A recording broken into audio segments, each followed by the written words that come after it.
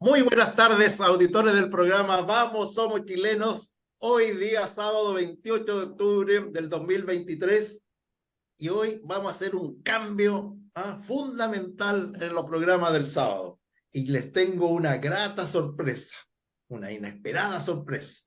Tenemos unos jóvenes filósofos que nos van a hablar a los millennials, tal como yo, porque yo soy un millennial, pero por dos, sobre filosofía, sobre ciencia política. Ustedes se van a sorprender. Son personas que creo les van a entusiasmar. Y espero que ustedes nos llamen a la radio, hagan sus comentarios en las redes sociales sobre este programa. Este es un programa nuevo, piloto, y esperamos que sea del agrado de todos los auditores del programa Vamos, Somos Chilenos de Radio Portal, la primera de Chile. Voy a presentarlos a nuestros panelistas. Primero, a Manuel Díaz, él es cientista político y filósofo de la Universidad Católica de Santiago. Hola, Manuel, ¿cómo estás? Hola Patricio, muy bien. ¿Y tú cómo te encuentras hoy? Bueno, hasta el momento bien, más rato no lo sé, eso sí que nunca lo sé, hasta el momento estoy bien. Bien, también tenemos a Jaime de la Rosa, él es abogado de la Universidad Adolfo Ibáñez y también es filósofo de la Universidad Católica de Santiago. Hola, Jaime, ¿cómo estás? ¿Qué tal, Patricio? Buenas tardes, muchas gracias por la invitación y espero que nos entretengamos, que conversemos, que hablemos harto de filosofía y que revolvamos harto ahí. Lo vamos a pasar bien. Me parece que esa es la idea, aprender, conocer, saber, discutir, pero Así es. siempre con respeto. Y finalmente voy a presentar a otro filósofo de la Universidad Católica de Santiago. Este nombre a ustedes les va a sonar. ¿Ah? Es Bernardo Fontaine, pero es Bernardo Fontaine, hijo, todavía tiene que ganarse el prestigio del padre, pero ahí está, va avanzando de a poco. Hola Bernardo, ¿cómo estás? Hola Patricio, muy bien. Muy entusiasmado. Muy quiero agradecer mucho la invitación al programa. Creo que en este mundo que está caracterizado, yo diría, por dos grandes cosas, el estrés y la rapidez, programas como este son un espacio como de tomarse una pequeña pausa, como una pausa en el ajetreo para pensar. Así que me parece muy bueno. Me parece. Bueno, vamos a ver cómo resulta este primer programa de Vamos, Somos Chilenos de los días sábados, que a esta hora va con toda seguridad y más tarde va de Cordillera a Mar. También son jóvenes, pero hoy día vamos a traer a los filósofos. Yo creo que la filosofía, el amor a la sabiduría tiene que ser importante, especialmente para los milenios, porque está dedicado a ustedes, va para ustedes, y también para los poquitos mayores, porque también aprendemos en forma simple y sencilla algunas cosas. Bien, mira, ¿qué es lo que está pasando en el mundo, especialmente en América? Ustedes, yo creo que todos están preocupados de esto que está ocurriendo en Argentina, con Milei, que es libertario, es un outsider de la política que rompe con todos los paradigmas, rompe todo y las personas quieren estar con él. Y no sé, pues, ¿ustedes qué opinan de esto? ¿Qué opinas, Manuel? Sí, bueno, la verdad es que la figura de Milei la encuentro increíble. Así como cuando hizo su cierre de campaña, entró con la renga, hablaba así y decía, soy el león. Es como una performance, como que a uno le dice, oh, este tipo es muy simpático. Y hay mucha gente que también lo encuentra muy simpático, y también en un país tan como peligroso o destruido como Argentina, que finalmente eso también juega un rol importante en la figura de Milei. Nosotros como chilenos nos debe parecer incluso a veces extraño una figura así, como en un país como que es tan ajeno a la realidad argentina. Entonces, pero igual yo creo que esa performance como que es como la política que tiene como ese demagogo, ¿no? Como que es la figura de la filosofía antigua que trae el demagogo, que es la idea de que muy simple como de que esta persona te habla y te convence y de cierta idea y a veces ni siquiera te dice algo importante, simplemente te está diciendo yo te vengo a traer la solución a todos tus problemas. Así es simple. Y uno queda encantado, así como, oh, es la solución, es nuestra salvación, por fin llegó alguien que nos va a ordenar la casa. Y esa cuestión, como que yo creo que Milei pega mucho por eso, y también como que es una figura que trasciende, porque probablemente, no sé, en otros países, incluso yo creo que hasta en Rusia se conoce la figura de Milei por ese show que hace, así no deben ni entender español y deben decir, no, Milei es increíble cómo se desplanta. No ¿Y sé, tú? Sí. sí, No, no, mira, me parece una buena aproximación a lo que es mi ley rápidamente. ¿Y tú, Jaime? Yo lo encuentro un personaje, ¿eh? Yo lo Ya, encuentro un personaje, es atípico, ¿no? Es un poco eufórico, eh, eh, pero al mismo tiempo en un país donde en verdad hay unos niveles de inflación que creo que está al 100% o incluso más, con un nivel de pobreza que ya supera el 50%. Entonces, pareciera que se ve que todo está perdido en Argentina y pareciera que él es el héroe, ¿no? Y siento que él está jugando a ese personaje. Yo lo vengo a salvar. Yo vengo a sacar a Argentina de la pobreza y volver a ponerlo como un país potencia a nivel mundial. Entonces, yo creo que tiene sus pros y sus contras.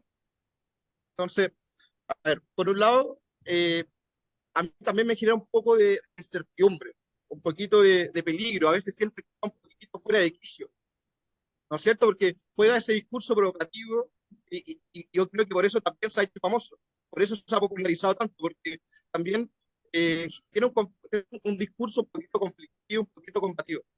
A ver, sin ir más lejos, él dijo que, por ejemplo, el Papa, que era el representante del maligno en la tierra, que estaba usurpando el trono de Dios. Y más adelante también dice, dígale a ese imbécil que está en Roma que la justicia social, que los impuestos es un robo. Lo dicen los mandamientos. O sea, yo me leí los 10 mandamientos y en ninguna parte se habla de que dentro de los 10 mandamientos no se habla de que el impuesto es un robo. Entonces, siento que ese discurso también un poco populista tiende a un poco a oscurecer, pero también lo que busca también es que hay un odio, hay una desesperación y siento que él también está jugando con eso. Entonces, siento que tiene sus pros y sus contras. Bueno, así como también insultó al Papa, ya también hace poquito a una de sus contrincantes en las elecciones en Argentina, también la insultó fuerte. Y eso también pareciera que es algo propio de, de los discursos populistas, porque eh, recordemos a Boric. Boric también acusó a Piñera de perseguirlo. Entonces, pareciera que esos discursos conflictivos, combativos llaman la atención de la gente. sí, sí, yo mira, sí, me parece. ¿Y qué opina Bernardo Fontaine?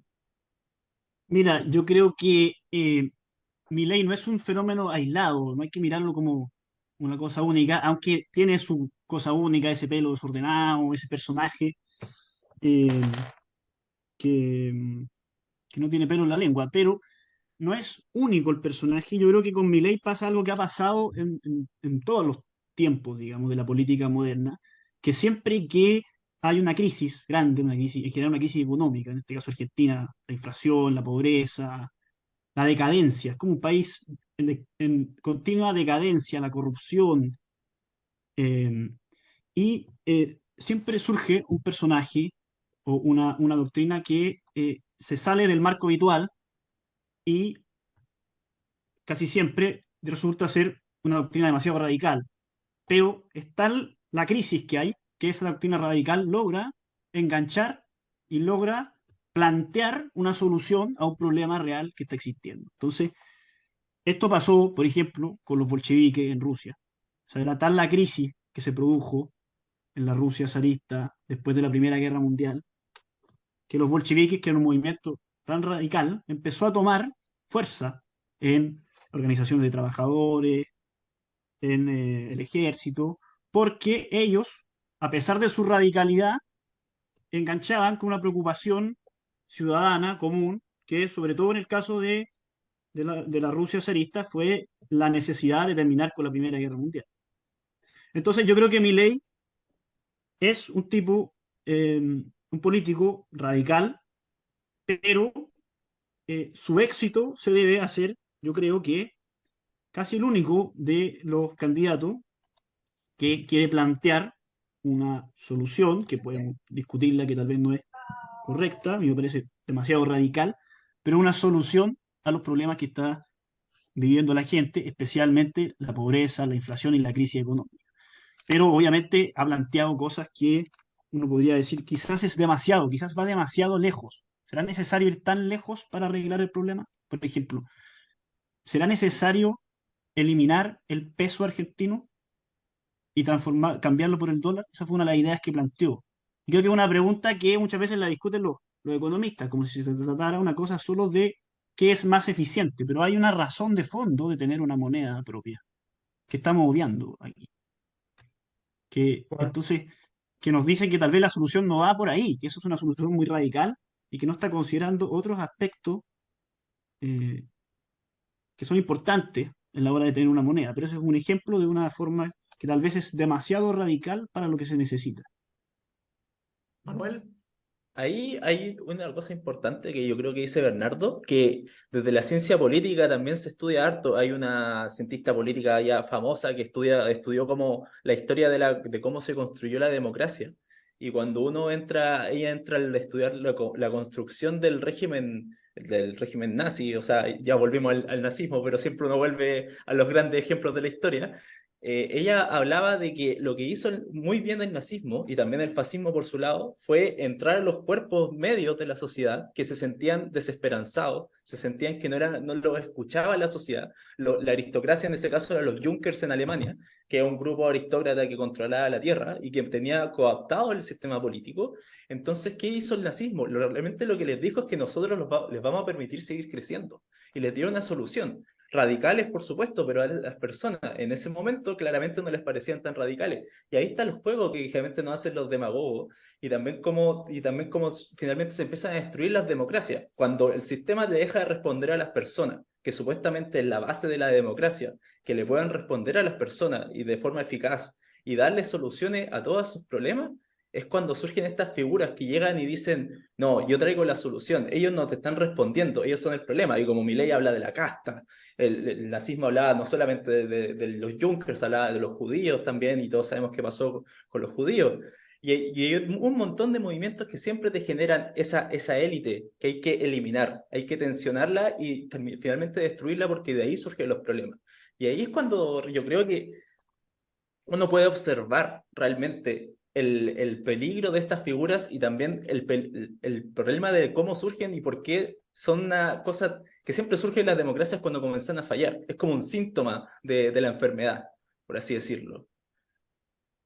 Jaime, ¿por qué las personas le creen a Milei entonces? ¿Por qué creen que les gusta, aparte de todo eso, por qué una persona elige a Milei? ¿Lo elige por razón, lo elige por sentimiento, lo elige por emoción, lo elige porque quiere pegar, está enojado con otro? ¿Qué opina? Yo, yo creo que hay un punto, a ver, yo creo que, a ver, describamos los hechos. Argentina está en una situación eh, social, política y sobre todo económico que ya no da para más. Eso es un hecho y eso ya no es un juicio de valor, ¿no? Eso es un juicio descriptivo.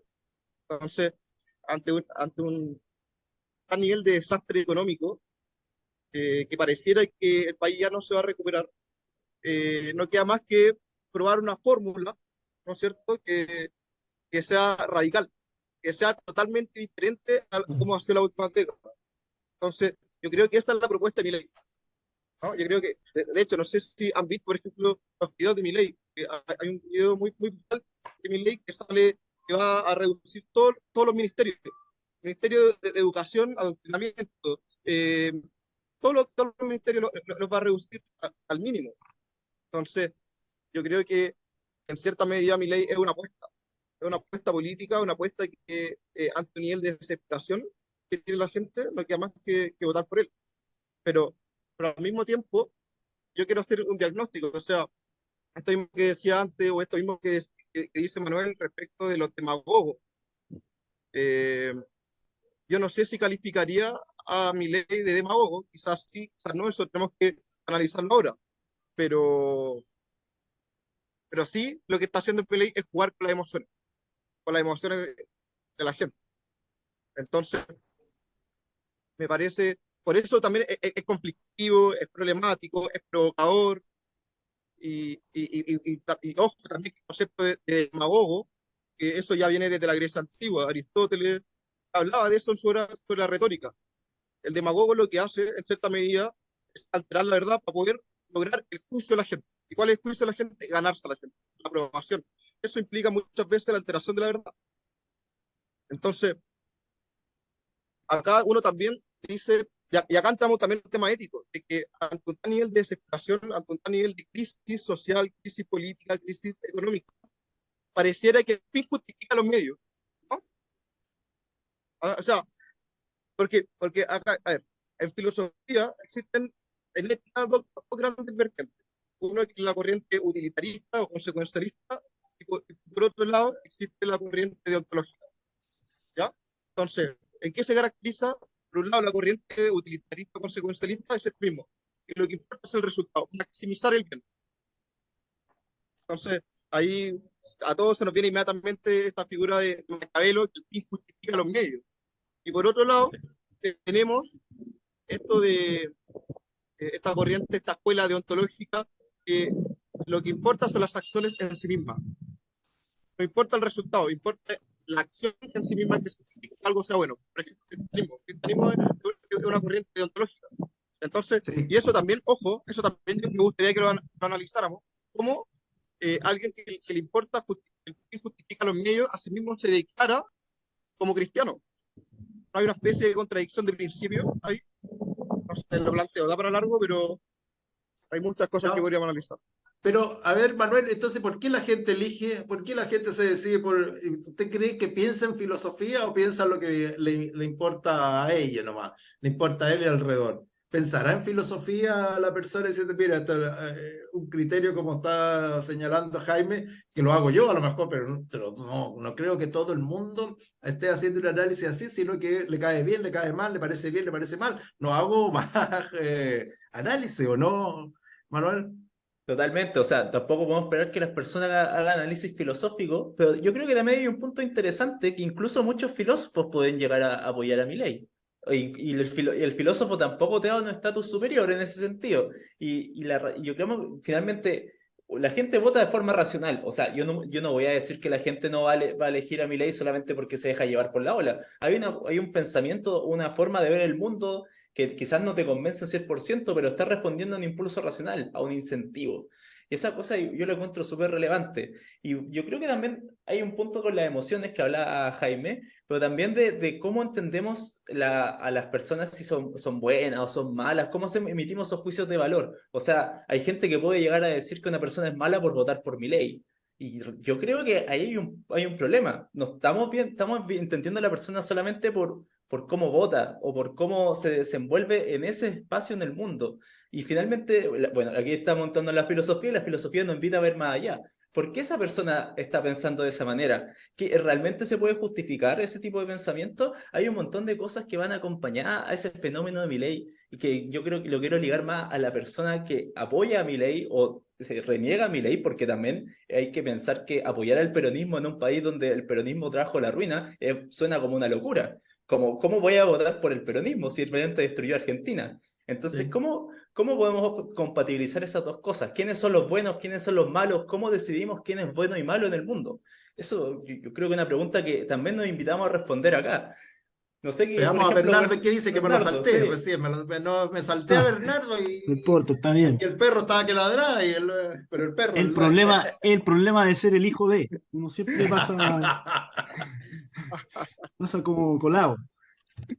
Eh, bueno, yo creo que la pregunta de Manuel es la pregunta que hay que hacerse, ¿no? Necesitamos un criterio para, para elegir, y es la pregunta que le hizo Sócrates eh, a a sus alumnos en Grecia, digamos, ¿qué es la justicia? Entonces, ¿cómo vamos a, a gobernar la ciudad? Y ahí empiezan a plantearse en filosofía. Es curioso porque uno dice, las personas votan por diversas razones. La verdad, yo creo que uno no puede llegar a saber por qué razón vota cada uno. Supongo que alguien votará porque le pareció choro Milei. Alguien votará porque no quiere pagar más impuestos. Y Milei le dijo que no iba a pagar más impuestos. Alguien votará porque está choreado con el gobierno. No puedo dar como decir, meterme en la mente de cada persona y decir por qué va a votar. Pero detrás de el, el candidato Milei, hay, como dice Manuel, y eso es importante, hay una concepción de qué es la justicia, de cómo deberíamos gobernar, y sea por la razón que sea que alguien adhiere a Milei, de alguna manera está participando, a veces, muchas veces inconscientemente, generalmente inconscientemente, de esa idea, de esa forma de ver la justicia. Y yo creo que es importante por eso hacer un ejercicio de mirar cuáles son las formas, analizar, discutir, así como discutían los griegos. ¿Qué es la justicia para mi ley? ¿Y qué es la justicia para otros, digamos, para otras visiones? Y yo creo que aquí surge una visión que tenemos como media enterrada, que está surgiendo un poco en el mundo, que es esta idea del libertarianismo. Yo creo que quizás sería bueno conversar un poco de qué se trata. Yo creo que muchas veces Milei dice que soy un liberal y dice que soy el león de la libertad, y su último discurso, cuando después de la votación dice, viva la libertad, carajo, dice. Entonces, es bueno que discutamos qué quiere decir con eso, qué es viva la libertad, carajo. Bueno, ¿qué es lo que es la libertad entonces, Jaime? Mira, a mí me gusta mucho un concepto de Epicteto que da sobre el concepto de libertad. Los estoicos a veces dan ciertas definiciones que son breves, sencillas, bien terrenales, pero con una densidad filosófica tremenda. Por ejemplo, Epicteto dice que la libertad es lo que depende de uno. Eso es ser libre. Ser libre es lo que depende de mí. Eso es realmente la libertad, porque uno generalmente entiende la libertad como mi libertad termina donde empieza el otro. Pero yo creo que una definición mejor de libertad es lo que depende de uno. Por eso Ya. Séneca, por ejemplo, Séneca, Herón lo mandó a matar. Y él dijo, no, yo voy a decidir qué hago con mi vida. Y por eso él opta por el suicidio. Entonces, yo creo que ese es el concepto más profundo de libertad en el sentido de hacer lo que depende de uno. Entonces, ese es para mí el concepto de libertad. Y Aristóteles y Platón también tenían esa idea. Si bien no definieron estrictamente qué era la libertad, no dieron un tratado sistemático, filosófico sobre el concepto de libertad, pero sí lo dieron sobre la justicia. Sí. Y eso eh, creo que casi todo lo. De hecho, hay un autor muy famoso, que no me acuerdo, un filósofo, ¿cómo se llama? Not White, ¿cómo? No me acuerdo. Whitehead. Eh, ese mismo, que decía que toda la filosofía después de Platón era una nota al pie de Platón. Ah. Eso es bien interesante. Entonces, más o menos todas las ideas que van a haber, por ejemplo, y esta misma concepción de justicia que va a tener eh, Milei, también deriva de los griegos. Entonces, es bien interesante. No sé qué dirá Manuel. Mira, a mí me gusta que a lo mejor en otro programa hablemos del estoicismo, que yo es mi filosofía, es mi filosofía y me gusta y Ja. leo sobre el estoicismo y he estado siguiendo a este italiano, americano que habla sobre el estoicismo. ¿Ah? Y me he empezado creo que es un buen tema después para hablar, porque yo creo que es una filosofía práctica que se aplica, no solamente son Exactamente, ideas, sino que es algo que se puede aplicar y como tú lo estás diciendo, como, muchas veces con cosas simples. exactamente. ¿Qué es lo que es la libertad, Manuel, para ti?